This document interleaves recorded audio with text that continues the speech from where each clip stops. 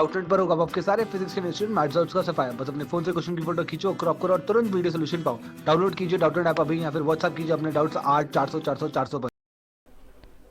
यहाँ एक बॉडी है जिसका मास एम है, वो एक अटैच है एक मेटल मेटल वायर के लोअर एंड से, और उस वायर का अपर एंड जो है एक सीलिंग से फिक्स हो रखा है और एम हैंग कर रहा है। तो इसकी वजह से जो वायर है उसमें कुछ एलोंगेशन हुआ स्मॉल एल से। तो हमें इन सब डेटा को यूज़ करके यहाँ ऑप्शन चूज़ करना है, यानी कि loss in gravitational potential energy of M कितना होगा, elastic potential energy store in the wire कितना होगा, और हीट प्रोड्यूस्ड हमारा कितना होगा। तो पहले हम यहाँ पे एक डायग्राम ड्रॉ करें। अगर ये अगर रेफरेंस है, ये हमारा सीलिंग है, अगर ये हमारा सीलिंग है तो इसमें एक पहले हमने यहाँ पे एक मास रखा, ये मास हमने यहाँ पे रख दिया, यहाँ पे एम। अब सेकंड केस में हमने क्या किया, इस मास को स्ट्रिंग से हैंग कर दिया, इस वायर से हैंग कर दिया, यहाँ पे इस वायर से यहाँ पे हैंग कर दिया इसका। अब यहाँ पे हो गया। अब यहाँ से जो लेंथ है इसका, ये एल से नीचे चला गया, यानी कि यहाँ से यहाँ तक आने में इसका कुछ पोटेंशियल एनर्जी लॉस हो गया। अब वो लॉस कितना होगा, वो हमें पता है, सिंपली फॉर्मूला मालूम है, loss in potential energy is equal M G और एच, जिस हाइट से ये डिसेंड हुआ है, यानी कि जिस हाइट से नीचे उतरा है। तो ये हमारे पास है एल, एम जी एल, ये हमारा लॉस हो गया टोटल पोटेंशियल एनर्जी। अब ये जो लॉस हो गया, ये कहीं तो ये एनर्जी जाएगी, क्योंकि ये लॉस हमारा दो भागों में बढ़ जाएगा। एक तो हो गया क्योंकि ये मास को हमने एक इस वायर से हैंग कर दिया, तो इस वायर में कुछ स्ट्रेच हो गया, स्ट्रेच होने की वजह से उसमें कुछ इलास्टिक पोटेंशियल एनर्जी उसमें स्टोर हो गई, एक तो उसमें चला जाएगा, और दूसरा भाग जो जाएगा इस लॉस का, वो जाएगा हीट प्रोड्यूस्ड में। तो इसमें क्या होगा, क्या लिख सकते हैं हम, heat produced plus stored potential energy इन वायर। यदि हम वायर को छोड़ देंगे तो वायर अपने ओरिजिनल पोजीशन में आ जाएगा, इसलिए उसमें कुछ एनर्जी अभी स्टोर हो रखी है। अब पहले हम इसे निकाल लेते हैं, store potential energy in the wire वो कितना होगा हमारा। तो इलास्टिक पोटेंशियल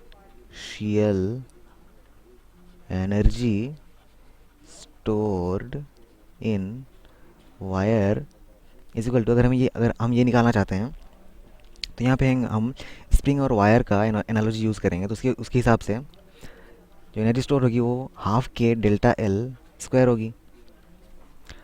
अब क्योंकि ये के होगा स्प्रिंग के केस में, अगर ये हमारा स्प्रिंग है, इसका स्प्रिंग कांस्टेंट के है, तो सेम अगर वायर को भी हम स्प्रिंग से ट्रीट करें, इसमें भी अगर हम फोर्स लगाते हैं एफ एफ, तो इसका भी एक स्प्रिंग कांस्टेंट की तरह एक कांस्टेंट आएगा। तो उसका वैल्यू होता है हमारे पास वाई ए अपॉन कैपिटल एल। तो यहाँ पे हम के को लिख सकते हैं। अब क्योंकि यहाँ पे स्प्रिंग नहीं यूज़ कर रहे हैं, हम यहाँ पे वायर यूज़ कर रहे हैं, तो के की वैल्यू अलग हो जाएगी, लेकिन वो भी कांस्टेंट है, यानी कि वाई ए अपॉन एल, और डेल्टा एल जो हमारे पास है स्मॉल एल का स्क्वायर, यानी कि इलास्टिक पोटेंशियल एनर्जी स्टोर हो जाएगी इसके पास, वो है Y A L square upon 2 L. और जबकि यहाँ पे वाई यंग मॉडुलस है, एक क्रॉस सेक्शन एरिया है, और एल जो है वो लेंथ ऑफ द वायर है। अब हम यंग्स मॉडुलस के रिलेशन से हम यहाँ लिख सकते हैं Y is equal to force upon area into delta L into actual length. अब यहाँ पे वाई हम लिखेंगे, और एफ हमारा क्या होगा यहाँ पे इस केस में, एफ जो हमारा जो जो फोर्स हमें दे रहा है वो एम जी होगा सिंपली। तो एम जी अपॉन ए, डेल्टा एल हमारा यहाँ पे क्या प्रोड्यूस हुआ है, स्मॉल एल, और कैपिटल एल हमारा ओरिजिनल लेंथ है। तो इसे हम यहाँ पे अगर यूज़ करें, यानी कि